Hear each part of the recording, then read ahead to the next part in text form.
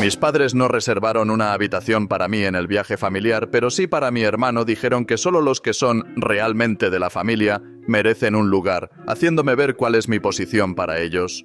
¡Hola! Horas más tarde, después de ignorar docenas de sus llamadas, ocurrió algo impensable. Era la mañana de Acción de Gracias cuando desperté en mi apartamento de Madrid y la familiar ansiedad se instaló en mi pecho. Otro año, otra reunión familiar. Este año, el lugar elegido era El Horizonte, un lujoso hotel resort en Marbella, España. Era nuestra tradicional salida familiar anual y, como siempre, todos los gastos eran cubiertos por mi abuelo, Héctor Castillo. Mientras revisaba mi maleta por última vez, exhalé profundamente. Me miré en el espejo. Mi nombre es Nicolás Castillo, tengo 35 años y soy director de investigación. Gano $130.000 al año y vivo solo en Madrid. He estado construyendo mi patrimonio poco a poco a través de inversiones bien planificadas. El dinero es importante, pero la dignidad es algo aún más valioso. Recordé las palabras de mi abuelo. Él es un empresario exitoso que hizo su fortuna en el desarrollo inmobiliario. Todo lo que sé sobre gestión financiera lo aprendí de él. Desde que era niño me enseñó con gran entusiasmo sobre inversiones y manejo de activos. Es el único en la familia que realmente me comprende. Mi abuelo es, en muchos sentidos, la roca de nuestra familia. Mientras todos los demás intentaban encontrar maneras de vivir sin esfuerzo, él era el que realmente se había ganado cada centavo. Mi hermano, Javier, por otro lado, parecía siempre encontrar una forma de vivir en el lujo sin necesidad de trabajar lo mismo que el resto de nosotros. Javier, un expiloto de aerolínea, había dejado atrás la adrenalina de los vuelos comerciales para convertirse en esposo a tiempo completo.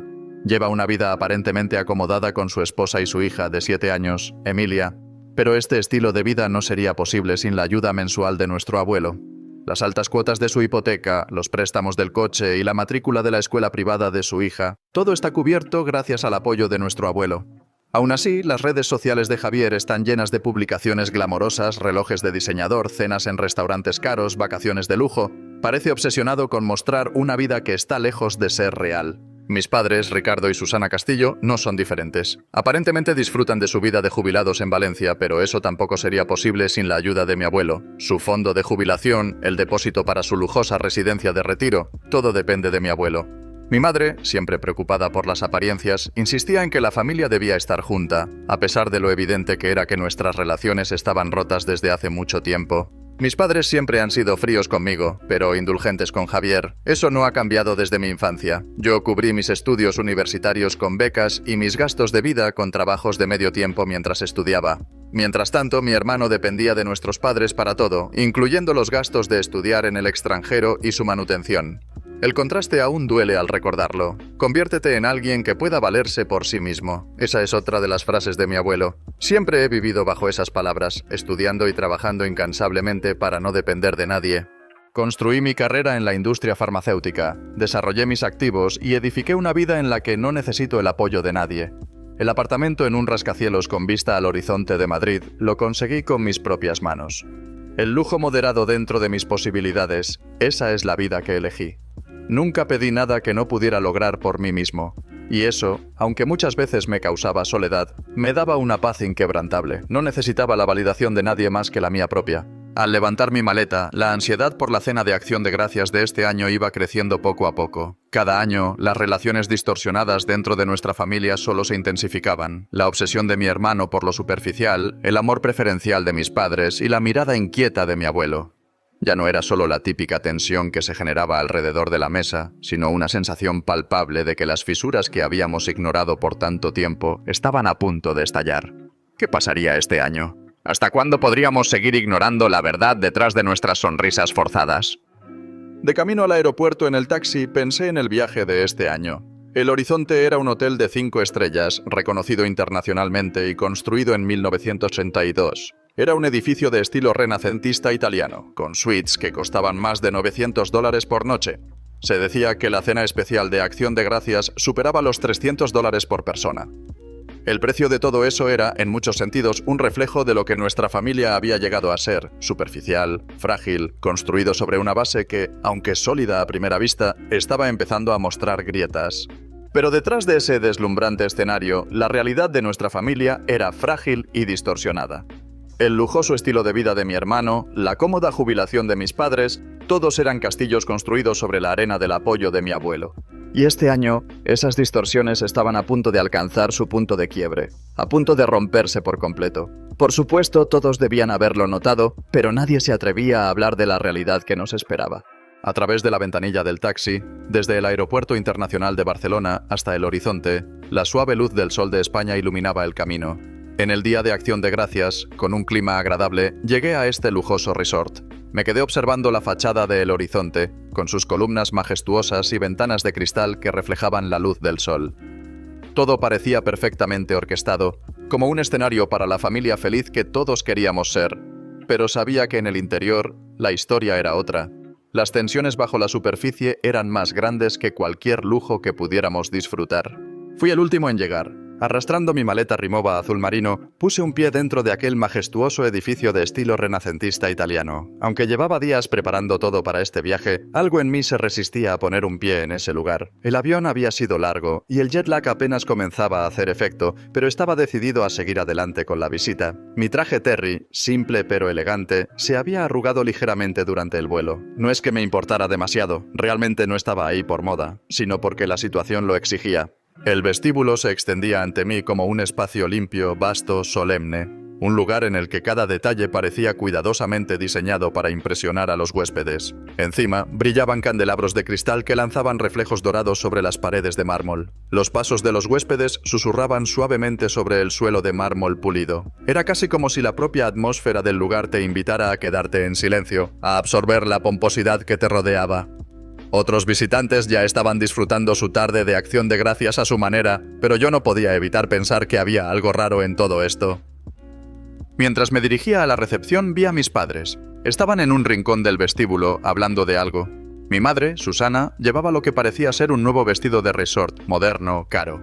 Siempre había sido una mujer que disfrutaba de la atención que atraía con su estilo, y ese vestido no era una excepción. Mi padre, Ricardo, vestía de manera casual, acorde a su edad, pero parecía un poco perdido en el lugar. Nuestras miradas se cruzaron fugazmente, pero no duraron más que un parpadeo. Fue como si todo el peso de los años de silencio y distancia se condensara en ese único instante. Ambos apartaron la mirada rápidamente, como si temieran que algo se rompiera si mantenían el contacto visual por más tiempo. La recepcionista me recibió con una sonrisa que apenas disimulaba su incomodidad. «Señor Castillo, lo lamento, pero no encuentro su reservación». Su tono era de disculpa, pero también parecía haber una pizca de incertidumbre en su voz. Sus dedos tecleaban con rapidez, frunciendo el ceño. «Tengo todas las reservas de su familia, excepto...». La recepcionista murmuró, pero su voz se desvaneció cuando el repiqueteo de unos tacones caros me sacó de mi trance. Me giré y vi a Javier acercándose con una sonrisa triunfante, esa que siempre llevaba puesta cuando sabía que estaba por hacer una observación cargada de sarcasmo. Un bolso Loeb colgaba del brazo de su esposa y un reloj Touch brillaba en su muñeca. De hecho, su presencia casi parecía un acto de provocación. «¡Oh, por fin apareció Nicolás!», dijo con un tono tan cargado de sarcasmo que sinceramente me sorprendió que nadie en el vestíbulo se diera cuenta de la animosidad que nos rodeaba. La recepcionista siguió revisando el sistema, pero ya era obvio que no había una reserva para mí. Javier, sin perder la ocasión, dejó escapar una risa ligera antes de seguir hablando, sin importarle la incomodidad del momento. «¡Qué extraño que no haya ninguna reserva!». Su voz subió de volumen, como si quisiera que todos nos diéramos cuenta de que había algo raro en todo esto. La gente a nuestro alrededor empezó a lanzarnos miradas curiosas, como si esperaran un espectáculo. Las maletas Carolina Herrera de Javier contrastaban llamativamente junto a mi discreta maleta oscura. Mi maleta, que había sido un regalo de mi madre hacía años, no era de lujo, pero me había acompañado en muchos de mis viajes. Pero en ese momento parecía ser parte de un contraste que, si no me hubiera molestado tanto, me habría hecho reír. «Solo hice reservaciones para nuestra familia», dijo, elevando la voz con un tono que dejó claro lo que quería transmitir. Su voz resonó en el vestíbulo y una parte de mí quería ser completamente indiferente, pero algo me hizo quedarme quieto. Él no se detuvo, claro. Continuó, cargado de sarcasmo, con su acostumbrada arrogancia. «Una habitación para mí, mi esposa y mi hija, y otra para mamá y papá, solo para la verdadera familia, ¿ves?». Hubo un momento de silencio, y por un instante pensé que alguien iba a intervenir, pero nadie lo hizo. El personal de recepción se quedó boquiabierto, y ni siquiera mis padres se movieron de su rincón, girándose aún más para darme la espalda. El aire a mi alrededor se volvió denso de golpe. Sentí la presión en mi pecho, pero logré mantener mi expresión lo más impasible posible. Respiré profundamente, tomé la palabra, y a pesar de que mi tono salió más frío de lo que esperaba, la frase salió de mis labios sin pensarlo demasiado. Ya veo. Entonces, me iré. El asombro de Javier fue palpable, pero no me importó. Apreté más fuerte el asa de mi maleta, que se había convertido en algo más que una simple carga. Era mi punto de anclaje en ese momento, algo que me mantenía firme. Miré a la recepcionista que se mantenía en silencio y asentí educadamente. Sin más preámbulos, saqué mi teléfono, busqué la app de taxis y reservé uno. No estaba allí para seguir jugando esa farsa de familia. ¡Espera! La voz de Javier subió de tono, pero yo ya estaba listo para irme. No iba a quedarme más tiempo en ese lugar donde las apariencias importaban más que el fondo. Sentí las miradas comprensivas del personal de la recepción mientras caminaba hacia la puerta. El aire frío de la tarde me golpeó la cara al cruzar el umbral, pero fue un alivio. Las puertas del hotel se cerraron tras de mí, y el vestíbulo quedó en completo silencio, roto solo por el eco de mis pasos. La luz del sol de la tarde entraba por la puerta principal, deslumbrante, como un contraste a la oscuridad que sentía en mi pecho. Las palmeras se mecían suavemente con la brisa y esperé el taxi, completamente ajeno a la actividad dentro del hotel. En cuestión de minutos, el feriado de Acción de Gracias que se suponía que pasaría en este lujoso resort había terminado. Pero, curiosamente, una extraña sensación de liberación comenzó a inundarme el pecho. Las palabras de mi abuelo volvieron a mi mente, como si se tratara de un recordatorio. Sé una persona que pueda sostenerse por sí misma. Ahora, por fin, comprendía lo que aquellas palabras realmente significaban. Mientras esperaba el taxi, miré la imponente fachada del hotel, que se alzaba como un monumento al lujo y la ostentación. El edificio, de estilo Aram, contaba con más de 200 años de historia y estaba decorado lujosamente para la festividad. Autos de alta gama llegaban sin cesar y familias elegantemente vestidas bajaban de ellos, cada uno pareciendo vivir en su propio cuento de hadas. A través del vidrio del vestíbulo vi a mi sobrina, Emilia. Estaba vestida con un atuendo excesivamente costoso para una niña de su edad, pero eso no me sorprendió. Se movía inquieta detrás de su padre, tal vez buscándome. En ese momento, pensé en el pasador de perlas cuidadosamente envuelto que aún estaba dentro de mi maleta. Había sido un regalo para ella, pero en ese instante ya no tenía el corazón para entregarlo. Subí al taxi y le dije al conductor: Aeropuerto Internacional de Barcelona. A medida que el coche arrancaba, comencé a buscar el próximo vuelo disponible a Madrid. No importaba cuánto costara, no me importaba el precio de los pasajes en esta época del año. Lo que sí me importaba, lo que realmente me importaba, era liberarme de las expectativas y de la energía emocional que desperdiciaba cada año en esta época. Y en ese preciso momento sentí que estaba tomando una decisión correcta. En el espejo retrovisor del taxi, el horizonte de Marbella se empequeñecía cada vez más. Su estructura reluciente, bañada por la luz dorada de la tarde, parecía un monumento al falso glamour de mi familia. Era como si ese paisaje, que solía ser una imagen casi perfecta de lujo y prestigio, ahora estuviera desmoronándose ante mis ojos. ¿Cuánto tiempo había estado aferrado a esa fachada de perfección que de alguna manera siempre supe que no era real? Y ahora, como si todo se estuviera rompiendo, la primera grieta había aparecido, y todo lo que había dado por sentado ya no era lo que parecía ser. No podía predecir lo que sucedería después. No tenía ni idea de cómo se resolvería todo esto, si es que alguna vez se resolvía. Pero una cosa era segura, ya no había vuelta atrás, ya había cruzado un punto sin retorno. Dentro del taxi, el silencio se sentía casi reconfortante. Un espacio vacío que me aislaba del bullicio que quedaba atrás. El aire acondicionado hacía su trabajo, manteniendo la temperatura agradablemente fresca en contraste con el calor sofocante de la tarde. Los asientos de cuero de alta gama se ajustaban a mi cuerpo, aliviando poco a poco la tensión que se había ido acumulando durante toda la noche. A través de la ventana, el paisaje exclusivo de Marbella se deslizaba ante mis ojos. Las palmeras alineadas a la perfección, las casas blancas y lujosas, los destellos del Mediterráneo brillando a lo lejos, todo pasaba sin que me importara demasiado. Normalmente, esos detalles me habrían cautivado, me habrían dado esa sensación de estar en el lugar correcto, pero ahora se sentían extrañamente distantes, como si todo estuviera sucediendo en otro mundo, uno del que ya no formaba parte. En un impulso casi instintivo, saqué mi teléfono y marqué el número de mi abuelo. No dudé ni un segundo, estaba claro que no podía quedarme callado. El tono de llamada se alargó más de lo habitual. Tenía esa sensación, esa intuición de que algo estaba por suceder. Finalmente me contestó: «Nicolás, ¿qué ocurre?» Su voz conservaba la misma calma de siempre, esa calma que en circunstancias normales me habría transmitido seguridad, pero hoy no tenía nada de seguro. «Tengo algo que informarte», dije, sin preámbulos, sin dramatismos. Hablé con un tono directo, casi monótono. No tenía tiempo ni energía para adornar los hechos. Necesitaba que supiera lo que había pasado, y de la forma más clara posible. Le conté todo lo que había ocurrido en el hotel, sin exagerar, solo los hechos. Cómo mi reserva había desaparecido, lo que Javier había dicho, cómo me había ido. Uno tras otro, los sucesos salieron de mi boca como piezas de un rompecabezas.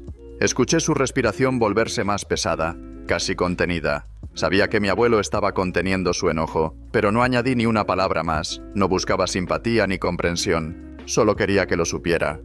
«Entiendo, déjame encargarme del resto». La voz de mi abuelo sonó grave y firme. Esa simple frase me dio la sensación de que algo se desataba en ese momento. Su tono llevaba una advertencia, como si supiera lo que iba a suceder a continuación, como si se estuviera preparando para tomar el control de la situación. Minutos después de colgar, las primeras llamadas comenzaron a llegar en cascada. Primero, de Javier. Más de 10 llamadas perdidas en menos de 15 minutos. Me las salté todas sin mirarlas. No tenía ganas de escuchar su tono indignado. Luego, un mensaje. «Nicolás, Emilia quiere verte. Estaba emocionada por nuestra cena de Acción de Gracias». Otro mensaje. «¿No puedes pensar en los sentimientos de una niña?» Y luego uno más, un poco más desesperado. «Mis amigos vienen a cenar esta noche. Planeaba publicar la foto perfecta de nuestra Acción de Gracias en Instagram. ¿Sabes lo vergonzoso que es explicar esta situación?» La voz de Javier, aunque solo era texto en el teléfono, resonaba en mi cabeza. Cada palabra se volvía más histérica, casi como un niño lloriqueando. ¿Cómo podía estar tan centrado en sí mismo?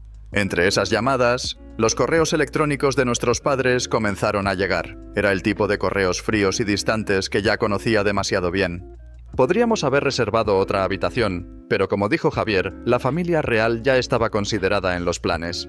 El correo de mi madre destilaba un tono de reproche, como si todo fuera mi culpa. «Ahora eres independiente, ¿no es así? Si puedes pagarlo, ¿por qué no reservaste otra habitación? Con tu salario, no debería ser un gran problema. ¿Para qué tanto drama emocional?» Luego vino el mensaje de mi padre, aún más tajante. «Javier tiene una familia, una esposa y una hija. Lo sabes, ¿verdad? ¿No puedes simplemente quedarte callado y soportarlo por acción de gracias? Ese siempre ha sido tu problema. Solo piensas en ti mismo y nunca en la familia». Mi madre no dejó de insistir, enviando mensaje tras mensaje, pintándome como el villano de la historia.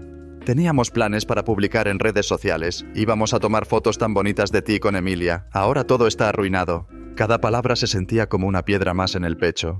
Pero en el fondo ya no me sorprendía. Desde que tengo memoria, mi hermano y yo hemos vivido bajo este tipo de discriminación velada. Como si nuestras vidas no fueran realmente nuestras, sino solo una extensión de las expectativas de nuestros padres. El taxi se acercaba al aeropuerto y los nuevos mensajes no dejaban de llegar. «Por tu egoísmo, Emilia está llorando. Llevaba tanto tiempo esperando este momento. Anhelaba ver a su tío y al final... Javier, siempre usando a su hija como escudo, hasta el último momento». Pero detrás de esas palabras, lo único que podía percibir era su vanidad y orgullo herido. Luego, otro correo sarcástico de mi madre. «Pobre Javier. Si supieras cuánto se esfuerza por darle todo a Emilia, no serías tan despiadado. Está desesperado por su futuro, pero tú no lo entenderías. La educación de los niños cuesta dinero». En ese momento, sin embargo, no sentí la necesidad de responder. Ya no. Si acaso, me sentía agradecido de que todo hubiera salido a la luz sin demasiado esfuerzo de mi parte. Mi teléfono vibraba incesantemente, como si intentara llamar mi atención, pero yo solo observaba el paisaje que pasaba cada vez más rápido. Cuando el taxi finalmente se acercó al aeropuerto, me llegó un mensaje de mi abuelo. «Estoy orgulloso de tu decisión. Sé todo lo que ha pasado». Una cálida sensación me inundó al leer esas palabras.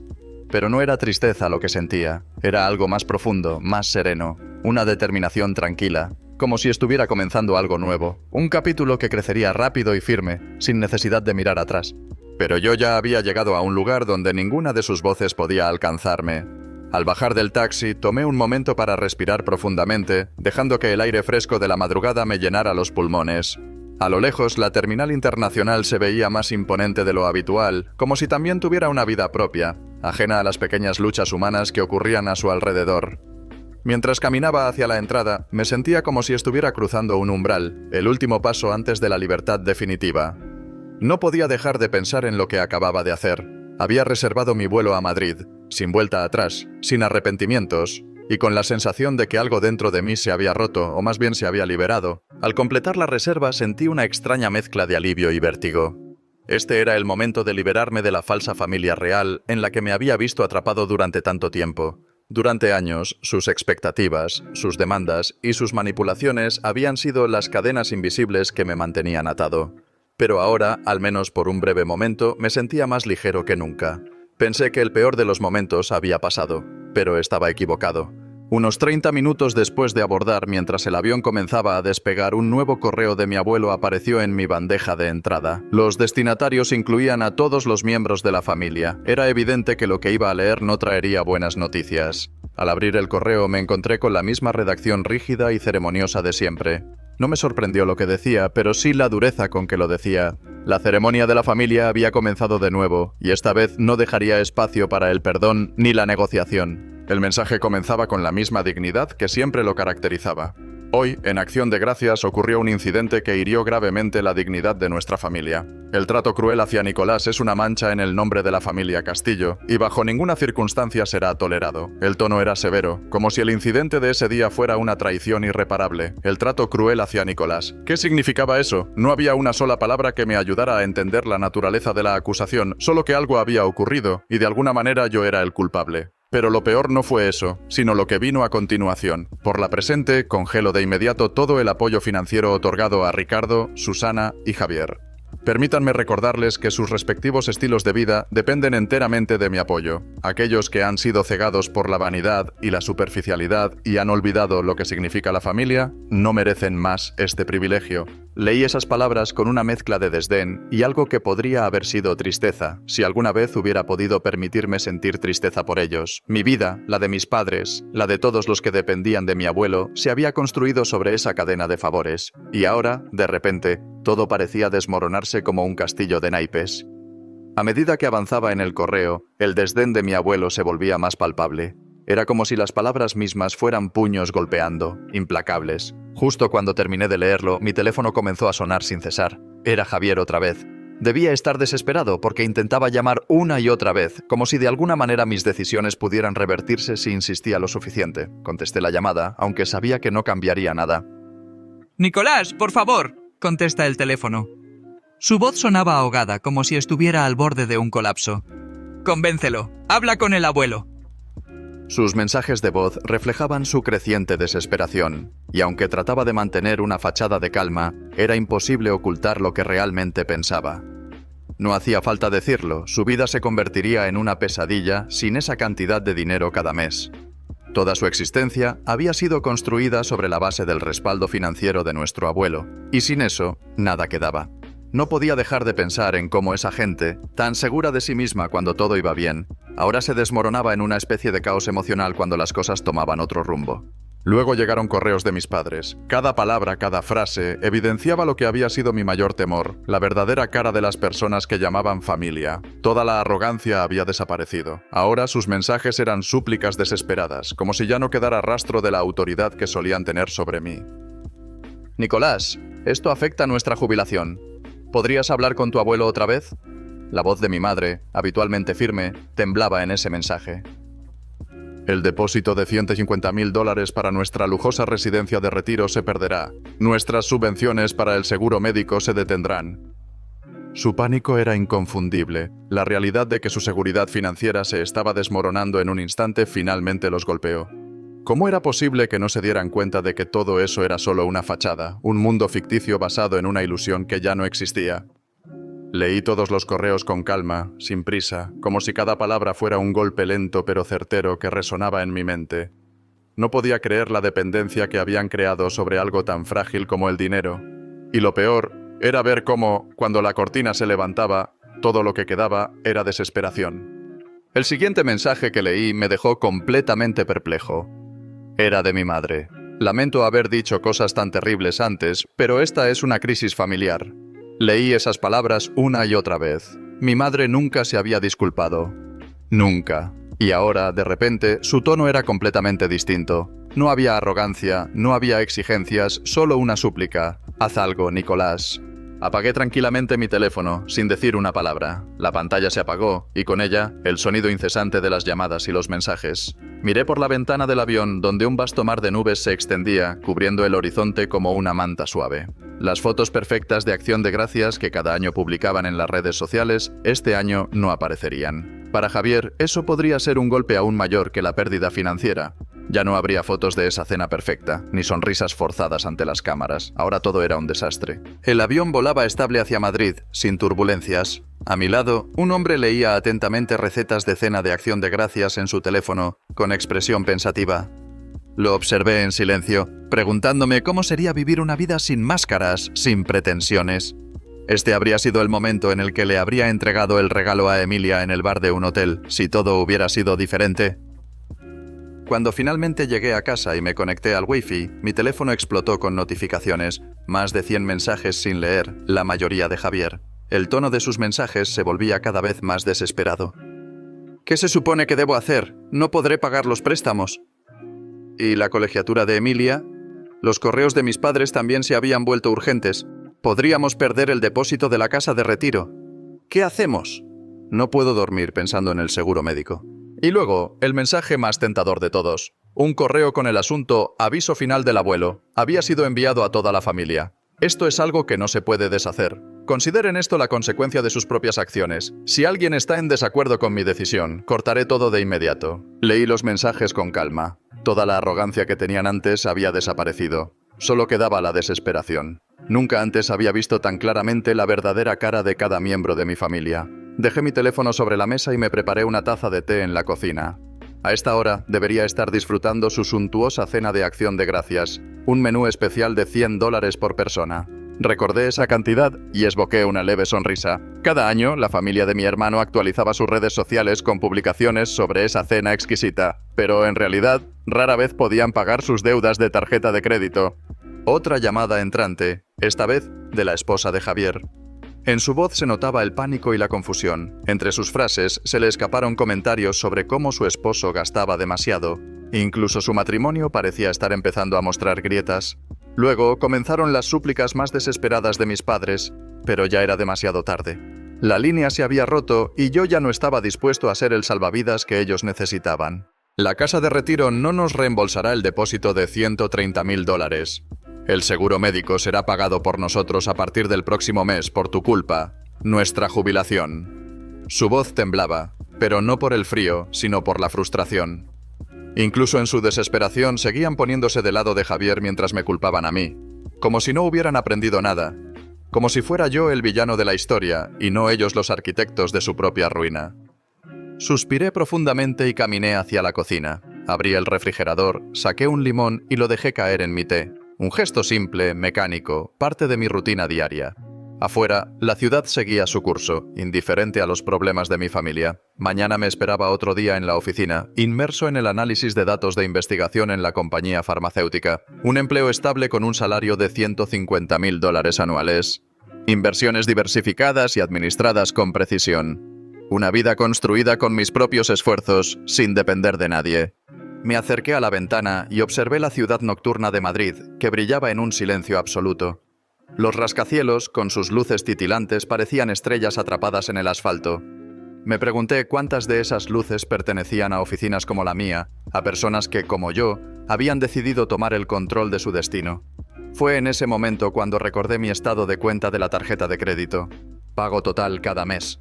Un lujo que podía permitirme sin ser pobre. 0 deudas. Las palabras de mi abuelo resonaron en mi mente con la claridad de un eco. La vanidad es para los tontos, el ahorro es tuyo. Él siempre había sido un hombre de principios inquebrantables. En su juventud había vivido con moderación, había invertido con cabeza fría y nunca había dejado que el deseo de aparentar lo desviara de sus objetivos. Y ahora, cuando él mismo enfrentaba una jubilación incierta, me daba cuenta de lo acertado que había estado. Me había convertido en un hombre que se sostiene por sí mismo. No necesitaba la validación de nadie. Las llamadas continuaban entrando sin cesar, pero eran voces que ya no podía escuchar. Los números parpadeaban en la pantalla de mi teléfono, los mismos de siempre. Ignorarlos se había convertido en un hábito. 2 semanas después de Acción de Gracias. Madrid amaneció cubierta por la primera nevada de diciembre. La ciudad, con su habitual bullicio, parecía haber encontrado un instante de quietud bajo la capa blanca. Mi rutina, sin embargo, permanecía inalterada. Días en la oficina, noches revisando inversiones, fines de semana asistiendo a grupos de estudio. Un ciclo predecible y, para mí, perfectamente satisfactorio. Pero mientras mi vida seguía su curso, la de mi familia se desmoronaba lentamente. Las primeras señales aparecieron en redes sociales. Javier, que solía actualizar su Instagram casi a diario con fotos de restaurantes lujosos, viajes y artículos de diseñador, había guardado un repentino silencio. Su última publicación, del día antes de Acción de Gracias, era una foto de un bolso Hermès en un restaurante exclusivo, almohadilla estilo de vida de sueño. En su momento, la frase me había parecido ridícula. Ahora, con la perspectiva del tiempo, sonaba irónicamente dolorosa. Los correos electrónicos de mi padre comenzaron a reflejar arrepentimiento. Estoy reflexionando sobre nuestros años de vida extravagante. Mimamos demasiado a Javier. Y fuimos fríos contigo. Lo siento, palabras que nunca había esperado leer. Mi madre también envió mensajes similares. Con los subsidios del seguro médico eliminados, finalmente estaban dándose cuenta de cuánto cuesta realmente la atención médica. Nuestra pensión por sí sola no es suficiente. Finalmente entiendo lo lujosamente que hemos estado viviendo. Pero lo de Javier era aún más grave. Recibí una llamada inesperada de su esposa. He encontrado deudas ocultas que él mantenía en secreto. Estoy en estado de shock viendo los extractos de sus tarjetas de crédito. No podemos permitirnos esta vida más. Su voz sonaba agotada, como si llevara semanas sin dormir. Con el apoyo del abuelo cortado de golpe, la fachada de riqueza que habían construido se estaba desmoronando rápidamente. Estamos considerando mudarnos a una casa más barata. También estamos viendo escuelas públicas para Emilia. Javier llora todas las noches. Por primera vez, Javier enfrentaba la realidad. Sin la red de seguridad del abuelo, sin la comodidad de la negación, estaba obligado a mirar de frente las consecuencias de sus acciones. Su esposa, que antes parecía aceptar el juego de las apariencias, ahora sonaba cansada, resignada. Incluso su matrimonio estaba en crisis. En contraste, mi vida seguía su curso, tan tranquila como siempre. Mis días de trabajo de 9 a 7, mis fines de semana organizados con precisión matemática. Justo el día anterior, me habían nombrado líder de equipo para un nuevo proyecto de investigación, y mi salario aumentaría poco a poco. No era una fortuna, pero era un avance, un progreso que construía con mis propias manos. Mis inversiones seguían funcionando sin problemas y no me preocupaba por el futuro. Siempre había creído que la vanidad solo traía satisfacción momentánea, pero el ahorro proporcionaba seguridad para toda la vida. Mientras mi abuelo hablaba de su jubilación incierta y Javier luchaba con sus crecientes deudas, yo simplemente seguía con mi vida normal. Durante las últimas 2 semanas, las llamadas y correos electrónicos desesperados habían disminuido. Lo que antes eran mensajes constantes, ahora llegaban solo 1 o 2 veces por semana. El tono también había cambiado. Ya no había enojo ni reproches, solo resignación. El último correo de Javier era breve, pero decía mucho. Emilia se transferirá a una escuela pública, tomará el autobús escolar. Nunca pensé que llegaríamos a esto. Leí el mensaje una vez, luego otra. Era la primera señal de que finalmente estaba aceptando la realidad. La imagen cuidadosamente construida de una vida en escuelas privadas, de vacaciones ostentosas y cenas en lugares exclusivos, se desmoronaba ante mis ojos. Nunca volvería a aparecer en sus redes sociales. Mis padres también estaban siendo forzados a adaptarse a una nueva realidad. Tras años de vivir inmersos en la comodidad de su lujosa comunidad en Barcelona, donde los bienes materiales definían su identidad, comenzaron a considerar mudarse a un condominio más asequible. Las facturas médicas, que no cesaban de acumularse, representaban un lastre cada vez más pesado, y el sueño de una jubilación cómoda, tranquila y sin esfuerzo se había desvanecido de la noche a la mañana. Recibí un correo de mi padre que me sorprendió, no solo por su tono, sino por su sinceridad. Decía: hemos vivido con valores equivocados durante tantos años. No me sorprendió tanto la declaración como el hecho de que por fin lo reconocieran. Sin embargo, sabía que esa reflexión no significaba necesariamente un cambio real en su comportamiento. Las palabras, como siempre, eran fáciles de escribir, pero las acciones eran más difíciles de concretar. Esa misma noche, recibí un correo de mi abuelo. Su mensaje fue breve, como de costumbre, pero lleno de la sabiduría que solo la experiencia de los años puede otorgar. Despertar a la verdad de la vida a veces trae dolor, pero es un dolor necesario. Tu decisión les dio una lección importante. No respondí, simplemente guardé el mensaje en mi bandeja de entrada, como un recordatorio de todo lo que había pasado y de todo lo que aún estaba por venir. Me quedé mirando la pantalla del ordenador durante unos minutos antes de cerrar el correo. Luego, me asomé a la ventana de mi apartamento en Madrid. Desde allí, podía ver la ciudad extendiéndose ante mí, luminosa y vibrante, un mar de luces interrumpido solo por los imponentes rascacielos que tocaban el cielo. Las estrellas brillaban tenuemente entre ellos, como si el universo tratara de comunicarse con nosotros, los pequeños seres humanos atrapados en nuestras rutinas diarias. Pasaron 3 meses desde aquel día de Acción de Gracias y la primavera comenzaba a hacer su entrada. Los primeros brotes verdes asomaban entre las grietas del pavimento y las flores comenzaban a brotar en las calles. A pesar de todo, mi vida no había cambiado mucho. Si acaso, se había vuelto más gratificante. El proyecto de investigación farmacéutica que lideraba avanzaba a buen ritmo, con cada hito que alcanzaba como una pequeña victoria personal. Justo la semana pasada, recibí la noticia de otro ascenso y mi salario aumentaría a $190.000 al año. Mis inversiones seguían creciendo con la misma consistencia, y las cifras que me mostraban los informes financieros me daban una sensación de seguridad que me resultaba reconfortante. A pesar de todo eso, había algo en mi interior que no me dejaba sentirme completamente satisfecho. Sabía que el dinero y el éxito profesional no eran lo único que importaba en la vida. Un día, mientras observaba el río Manzanares desde la ventana de mi oficina, sentí una extraña mezcla de calma y ansiedad. El sol se reflejaba en la superficie del agua, dándole un brillo plateado, mientras las pilas de datos de investigación seguían acumulándose sobre mi escritorio, exigiendo mi atención urgente. Había momentos en los que todo parecía girar en torno al trabajo, y me preguntaba si alguna vez encontraría un equilibrio entre mis logros profesionales y mi vida personal. Sin embargo, no pude evitar disfrutar de la sensación de estar tan cerca del éxito. Unos días después, llegó un paquete que mi abuelo me había enviado. Al abrirlo, encontré un collar de perlas de una sola hebra. Era simple pero elegante, y de alguna manera me recordó a los tiempos en que las cosas eran más sencillas. La tarjeta que lo acompañaba contenía una sola línea, escrita con esa caligrafía perfecta que siempre había caracterizado a mi abuelo. El verdadero brillo habita en aquellos que se sostienen por sí mismos. Era un mensaje que de alguna manera resonaba profundamente en mí. En ese momento, me di cuenta de que la verdadera independencia, el verdadero éxito, no se mide solo en cifras o títulos, sino en la capacidad de mantenerse firme ante la adversidad. Había seguido en contacto con mis padres, pero de forma esporádica. Ellos se habían mudado a una casa más pequeña, luchando por cubrir sus crecientes gastos médicos, pero al menos estaban empezando a adaptarse a una nueva forma de vida, lejos del lujo y las expectativas que los habían marcado durante años. Por primera vez, los correos de mi madre tenían un tono diferente. Ya no hablaban de las últimas compras ni de los viajes exóticos. En su lugar, hablaban de los esfuerzos por adaptarse a una vida más sencilla, de aprender a vivir con los pies en la tierra. El lujo, me decía, trae una felicidad momentánea, pero la verdadera seguridad está en vivir con los pies en la tierra. No pude evitar pensar que tal vez estaban empezando a entender lo que yo había aprendido en estos últimos meses. Javier y su familia también habían tomado decisiones similares. Se habían mudado a un barrio suburbano modesto, y Emilia, la hija pequeña, ahora tomaba el autobús cada mañana para ir a la escuela pública. Era una imagen que, en un principio, me hubiera parecido impensable, pero que ahora entendía perfectamente. Las redes sociales de Javier, que antes estaban llenas de fotos perfectas y momentos idealizados, ahora se habían vuelto más calladas. En uno de los pocos mensajes que me envió, escribió: «Ahora todo parece tan vacío, publicar solo para aparentar». A veces me preguntaba si alguna vez encontrarían la paz que tanto buscaban, o si seguirían atrapados en la misma rueda de la que nunca podían escapar.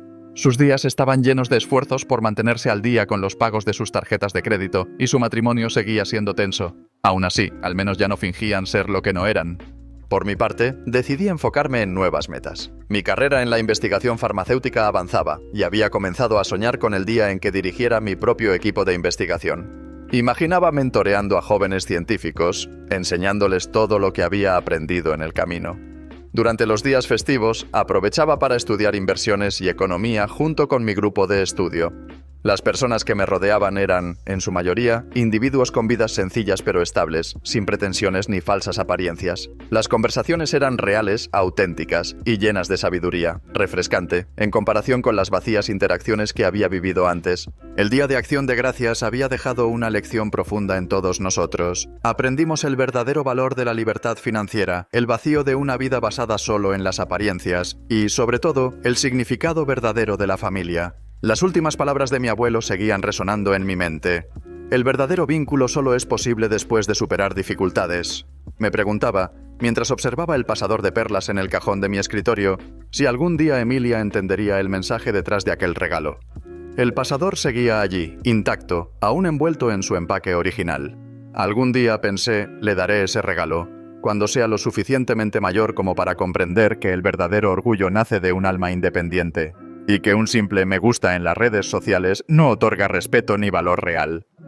Afueras, el viento suave de primavera agitaba los árboles, como si me susurrara la llegada de una nueva estación, llena de promesas y cambios.